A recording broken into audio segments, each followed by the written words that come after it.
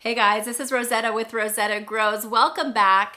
Today's video is all about fertilizing your plants.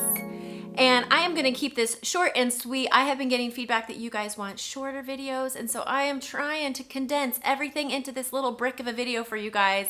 I'm gonna share everything that you need to know to get your plants looking so fine. You're gonna wanna stay tuned, especially to the end where I just give like a list of tips and tricks that you're gonna need for fertilizing. I add new videos on Fridays and you don't want to miss a single one. Right now we're in the middle of a series called How to Keep Your Plants Alive. And I think it's just really good information, especially for people who are just new to plants or people who might need a little bit more of a refresher on how to take care of them or why we're doing what we're doing to take care of these plants. So how to keep your plants alive. Go ahead and subscribe. You want to subscribe to make sure that you're getting all of those in your inbox, and hit the bell so that way you will be notified. I've got lots of good tips today, and I have been keeping my jungles, my indoor and outdoor jungles, looking so nice and lush and green. And with these tips, you can do the exact same thing. But let me tell you, if you do not fertilize, you are not going to be rewarded with that nice green lush growth. Your plants will slowly deteriorate. Your plants will deteriorate, and you really want that nice green lush growth. You're going to need to fertilize. The key question that I get asked all the time is a two-part question. One, should I fertilize? And two, when? We already covered it. Yes, you need to be fertilizing, and here's why. Your plants aren't living in a jungle, so they're not getting the plant matter and the leaves falling down and decomposing. They're not getting worms crawling through and aerating. They're not getting the animals dropping their things that they're dropping to give your plants the nutrients that they need. So the nutrients come from you. So yes, please fertilize. Now, when to fertilize is a little bit more of a complex answer, but I've got you. What is your biggest question about fertilization? Answer in the comments below, and I'm hopefully going to get to those questions, but if I don't, I will be sure to follow up with you either in the comments or maybe in a separate video. The when part is a little bit less straightforward, but kind of the easy, like across the board answer is this. You need to fertilize when your plants are growing. So if you're seeing new shoots, if you're seeing new baby leaves, if you're seeing buds forming, you definitely want to be fertilizing your plants because they are using those nutrients in the soil to grow that plant matter. So then we're left with the next question, which is how often should I be fertilizing my plant? And the answer to that is going to depend on what kind of fertilizer you're using. So let's jump into that.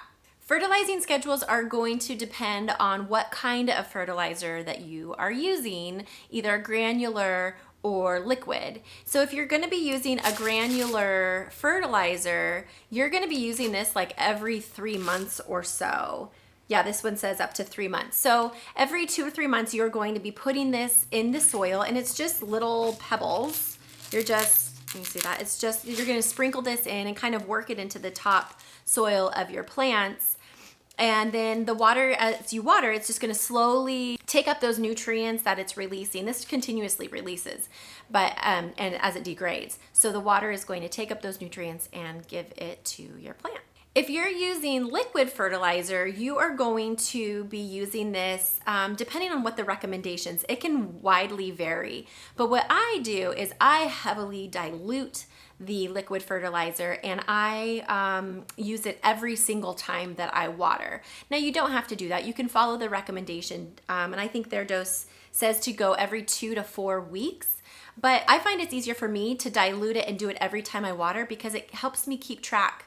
I just fertilize every time instead of trying to keep track of who got fertilizer last and did I fertilize last time I watered. So it's just a little bit more clear for me, but you're going to be using this more often if you're using liquid fertilizer. Now again, I'm going to say please read the labels because you can easily over fertilize your plants and burn the roots. So you just want to show caution and read the labels. Always be informed. Like I said, I prefer to use a liquid fertilizer because I feel a little bit more in control of how much fertilizer each plant is getting. If I feel like a plant is more an aggressive feeder, I can make it a little bit stronger, or if less of an aggressive feeder, maybe more tender roots, I can pull it back a little bit. So I just feel a little bit more in control with the liquid fertilizer. But if you are in the camp of like, let's set it and forget it, for sure do the granular. That's totally fine as well. And in fact, I kind of am thinking now of several plants that maybe I'll just do that for them, because it's just, with so many plants, it might just be easier. So I need to think about that a little bit. I've just always been using liquid, and so maybe I need to reevaluate now that I have some pebbles over there. Pebbles, they're not pebbles, it's fertilizer. The next question is, what kind should I get? And this is gonna come down to basically if you want to go more of an organic route or if you want to go a more synthetic route. They're both going to be just fine for you. So whatever suits you best. I prefer to stick to a more organic style gardening as much as possible. I do have some non-organic fertilizer too that I use for a couple plants, but mostly I try to use organic, and I just find that works best for me. If you're interested in seeing what I'm using currently, I do change it up a little bit here and there, but if you are curious of what I'm using, I am going to have those products listed in the description below. Pro tip though, if you are using organic fertilizers particularly,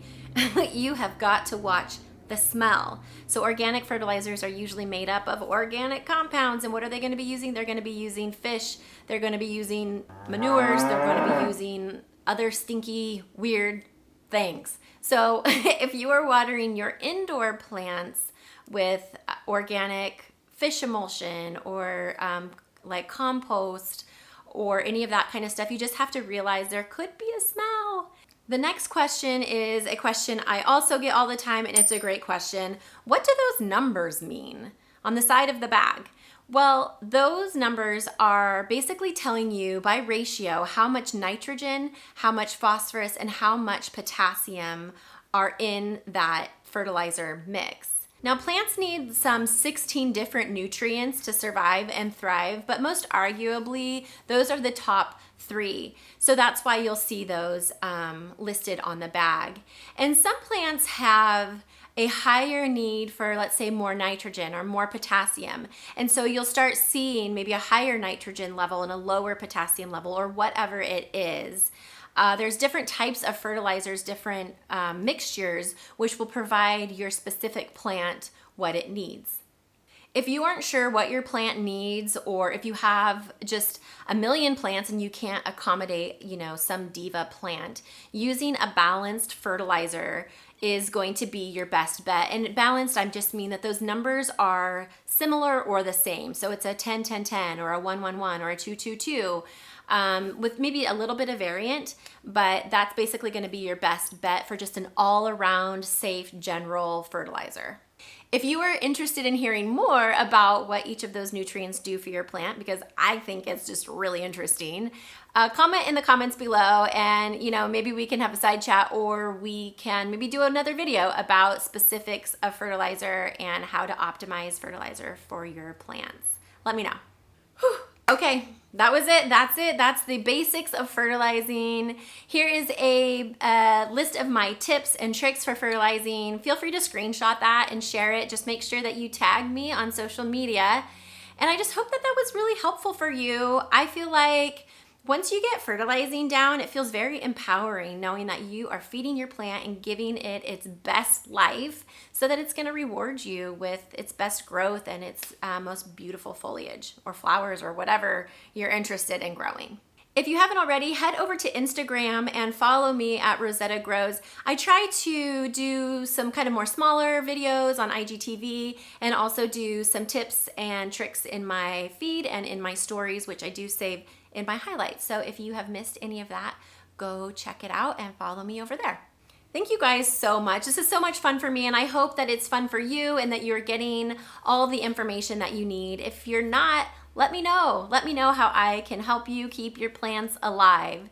If you haven't subscribed, please click over here on my face and check out the other videos in this series. I hope that they are helpful for you. And I'm looking forward to next week because I am jumping into soil, which is just totally fascinating and exciting and kind of goes hand in hand with the fertilizing bit. So if you've got this down, see me next week on soil, and I will see you then. Bye.